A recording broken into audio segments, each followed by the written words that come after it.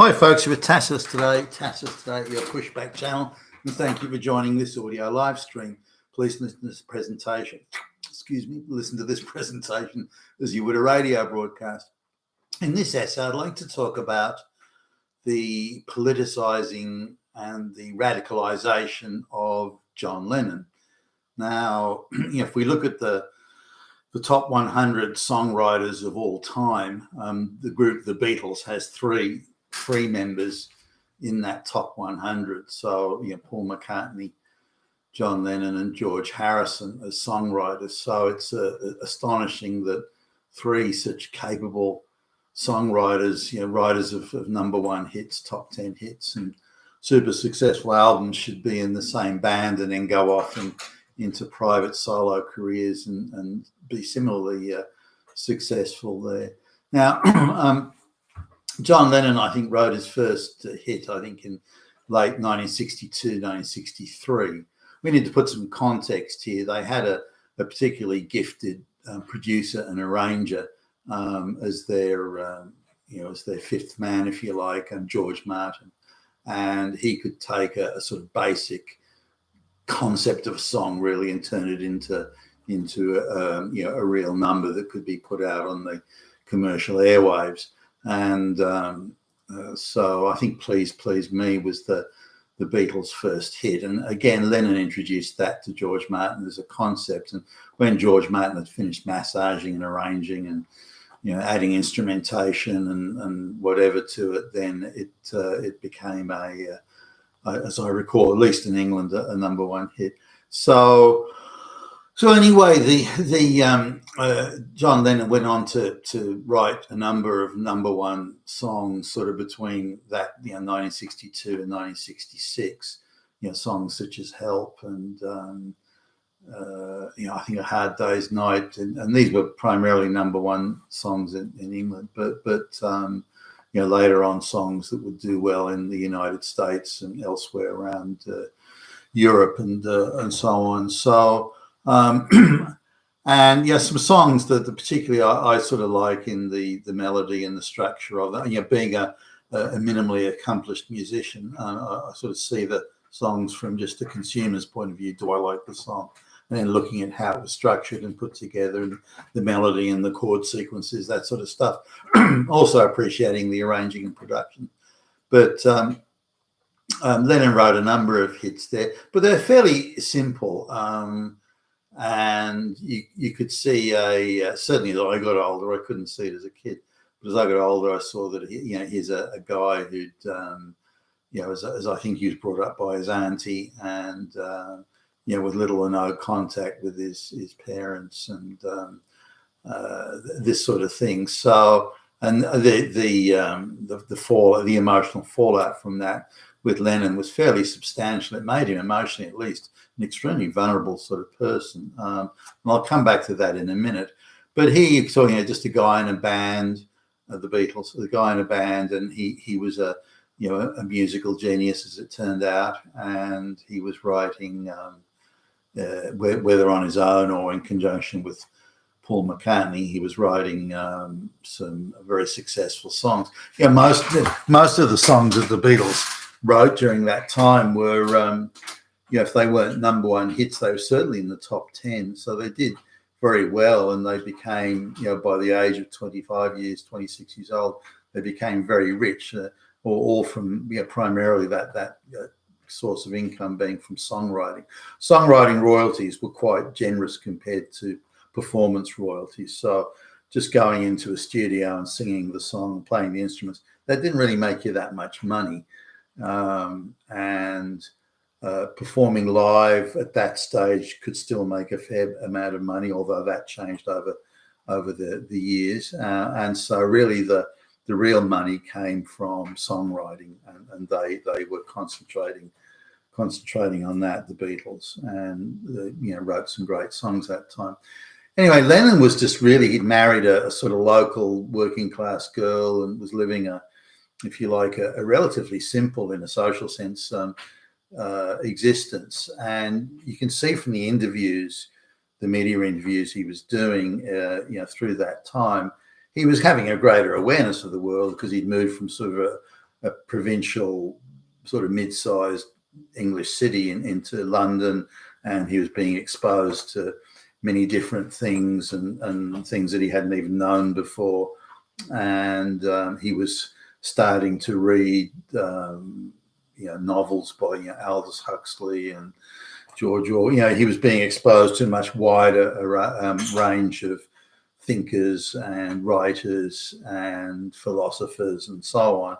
And but things sort of changed considerably when he was getting involved in the art scene, because a lot of American activists, particularly Jewish activists, were coming over to England to do art shows and art exhibitions, to give talks and so on. And Lennon, being in London, he was sort of in that set that was saying, hey, we're going to look at this show or listen to this speaker or go and look at this art show. And so Lennon was going around. Now, he's not a particularly sophisticated guy, and you can see that in the interviews he's doing. And it shocked me as an adult, because as a kid I adored I came along much later after the Beatles had broken up and everything, before I got into the music scene. But I was the wrong age to catch them in their prime. But I loved the Beatles' music and indeed the music from, or most of it anyway, at the time after they gone solo. So I saw Lennon as this great prophet. How could this guy who wrote these fantastic songs with fantastic words, how could he possibly be a simple suburban guy? Yet he was, and makes you wonder how they can, how is he channeling the universe to write these songs?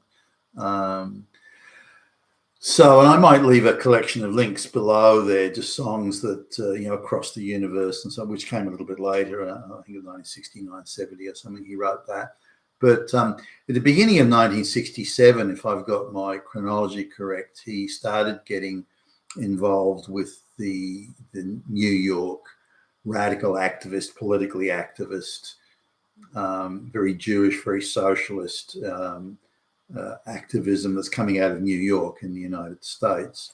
And we're talking about, the Allen Ginsbergs and all that sort of thing. And there was a whole lot of activists there that were plugging into the Vietnam War activism and were generally, race hustling and gender hustling and the like. So now, someone who was in the epicenter of that was Yoko Ono. Of course, she was very much a product of that Northeast US activism set, and I think that's how she sort of jettisoned her Japanese identity and took on this American identity by going into this Jewish activist New York type, the Greenwich Village and so on. So she was at an art exhibition in London. Lennon meets her there, and within quite a short space of time, his music and the words of the music, the song lyrics, and even the motivation of writing the song starts to take an activist turn. So now he's talking about revolution. He's talking about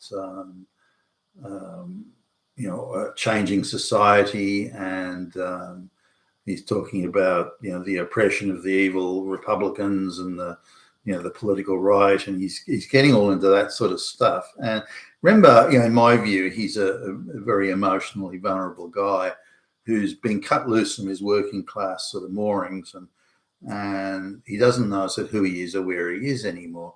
He's suddenly got a shitload of money, from the songwriting and all that sort of stuff. He's got a shitload of money, and well, what am I doing? What's the purpose of my life? And how come I'm just this ordinary guy who's got this incredible ability to write hit songs?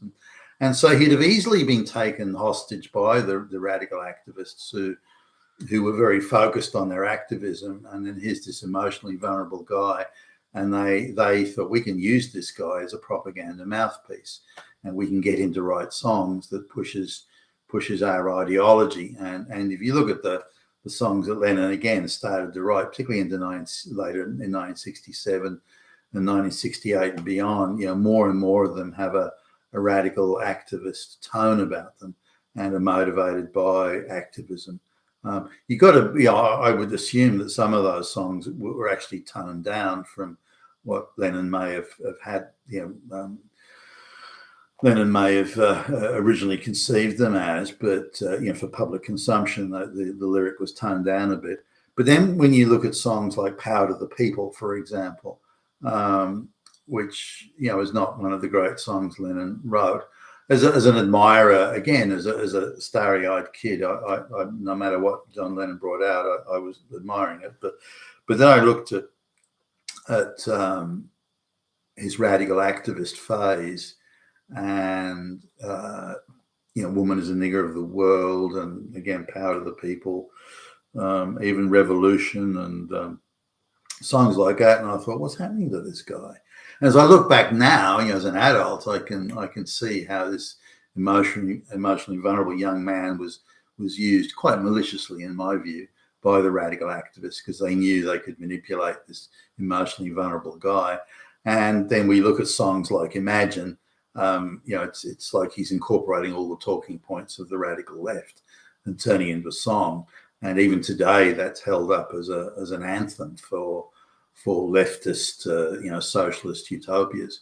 Now, as a song goes, it's a simple song. It's only got a few chords. Its time and signature is simple. There's nothing in it that's complex or clever or musically,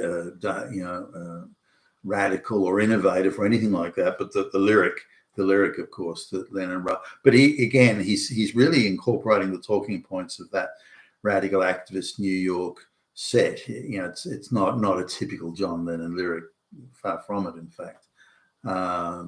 So now he starts to move back again away from that, and you start looking at the albums that he was bringing out. "Walls and Bridges," "Mind Games." That's particularly those two albums. I would think they're starting to move back to the center again, where he's looking at producing music rather than producing political propaganda. Not that there aren't a few songs in there that still push the propaganda line, but the effectively he's coming back to being a musician, and some of those songs are if you look at the album "Mind Games," John Lennon's album "Mind Games," he's going down a different musical path there, doing something a little bit different, playing around a bit with sounds and timing signatures, this sort of thing. So I thought that was there's quite a few songs on there that I still like today. I first encountered that album when I was, I don't know. I mean, it had been out for quite a while when I first encountered it. I was 14 or 15, somewhere around there, maybe a bit younger. And I quite liked it. I look at that same album now. Maybe there are not so many songs that are that good, but there are still quite a few songs I think hold up. And there's a certain sort of, I think, musical maturity that you see there that you don't see in the activism. So if you look at the album "Imagine," for example, there are songs, like "Give Me Some Truth," which could be written by some punk ass teenage kid. But anyway, that sort of activist phase seemed to diminish a bit. I'm not exactly sure why. Did he tire of it? Did he get sort of wise to the fact that they were using him to push propaganda and they didn't give a shit about him? Was it Yoko Ono's involvement in that activist side of things that caused John Lennon to have a sympathy with it? Or did Yoko Ono appear this very sophisticated, very arty, very cultured sort of person, and was everything that Lennon, or many things that Lennon was not? Lennon was this incredible musical genius and songwriter, so he was very easily, I think, co-opted and wanted to be cultured in that same cultural arty sense, wanted to be cultured by that. But looking at how I think they used and abused John Lennon just to push their propaganda, and how they use and abuse whether it's a news announcer, whether it's he was, this is pre-internet, of course, he was a major influencer, and they saw him as the influencer that he could be, and wanted to use him to that effect. And looking back as an adult now on it, and looking how unsophisticated Lennon was, even if you look at interviews in John Lennon interviews, say in the early 1970s. And he holds views that are just straight out, activist, leftist, New York talking points. Does he believe that stuff? Does he even understand it? And it shows that he was still, in my view, at least, hostage to those activists that again used him with malice and with treachery, I would argue, to be their activist mouthpiece, and using his influence as a great musician to push their propaganda. You've been a Tacitus today, your Pushback channel, and thank you for listening.